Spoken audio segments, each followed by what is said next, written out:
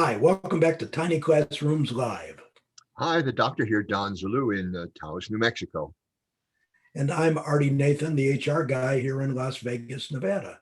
And our topic today is the rise in the fake commute.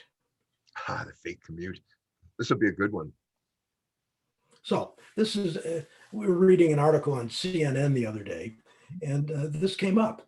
And we started thinking about it and talking about it, and we thought it was something we should share with you today. You know, we all have things we used to do when we get up and go to work, but now we're confined to home and work in the same space. And there's no break. This space is multi-used for multitasks, and it gets old after a while, doesn't it, Don? I mean, don't you need a moment to collect yourself? You certainly do. For a lot of people are reflecting that there's a blur between work and home, and it's really a struggle. So what we're going to chat about here today is that mimicking your route from the before times. I like that phrase, from the before times. Seems kind of ominous, doesn't it? Might be the solution you need. And a break is part of it. There's not much distance between your kitchen and your workspace. There's no psychic break. There's no emotional break between those two things. That's so very important. It used to be we got on an airplane or we got in our car, and sometimes we even walked down the block. But it was a break between home and what that is all about, and work and what that's all about. So Yeah, those breaks. They give you a moment to collect yourself, to plan for the day, to think what's important or what you want to accomplish or what you need to stay away from. And we used to get in the car and you'd think about these things on the way, or you'd stop at Starbucks and you'd get a coffee and you'd think about it then, or you'd listen to the news and you'd see what's important and you'd have some talking points for your staff. But without those moments to collect yourself, you just get up and get shot out of a cannon and get started. And Don, why are rituals so important? well, rituals are like the cornerstones of our life.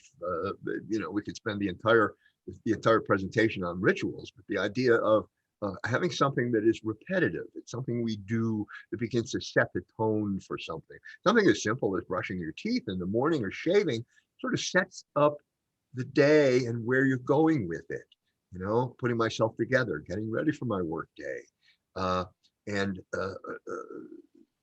the same for the ritual of stopping at Starbucks, if you will. Many people did on their way to work. You just mentioned it's a ritual. It's something that sets a tone and a pace and an expectation for what we're about to do. And maybe it's about boundaries too. That if you're sitting at the kitchen table and taking care of your kids and overseeing their education and doing your work and making your food and cleaning the dishes, all in the space of 20 square feet.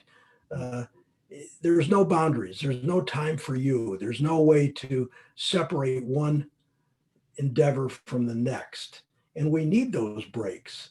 When you were in an office, you might get up at lunch and go for a walk or go out to lunch or who knows what.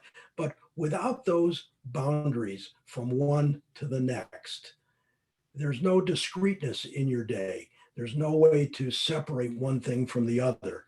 And it gets, I think, real crazy and confusing, doesn't it? It gets very difficult. Boundaries, even in a loving family, are incredibly important. A lot of times mothers and wives have got their room where they're doing sewing in the old days, or just reading, and guys have got the garage to go putter around often. And the boundaries are very important for an individual to be able to keep a sense of themselves and have a break, breathe some air. It's the value of taking a walk, or playing with the dog.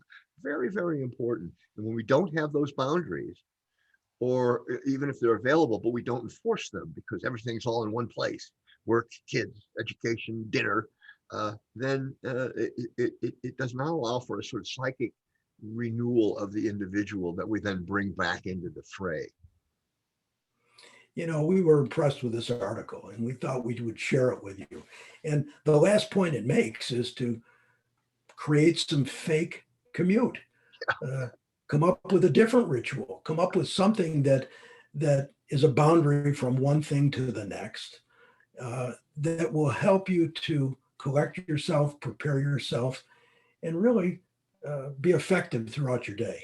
That's that's critically important. And so the idea of a fake commute, fake is a bit of an overstatement. It really is creating an emotional commute for you that lets you reset, lets you process where you've been, lets you think about where you're going.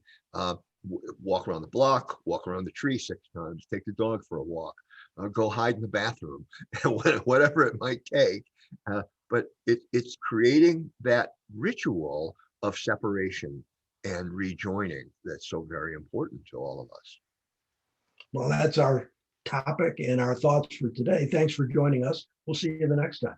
Thank you. We'll see you then.